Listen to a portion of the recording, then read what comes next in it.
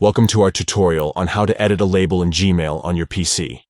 In this video, we will guide you through the simple steps to customize and modify your labels in Gmail. Let's get started. Step 1. Open Gmail by launching your web browser and accessing the Gmail website. Step 2. Now, direct your attention to the top left corner of the Gmail interface. You will notice the main menu icon. Click on it. Step 3. A drop-down menu will appear. Look for the label you want to edit and click on the More option located next to it. Step 4.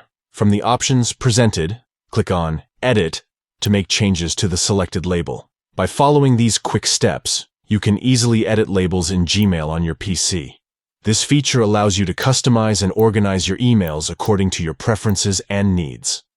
Thank you for watching our tutorial. If you found this information helpful, don't forget to give this video a thumbs up and subscribe to our channel for more useful tutorials. Enjoy customizing your labels in Gmail.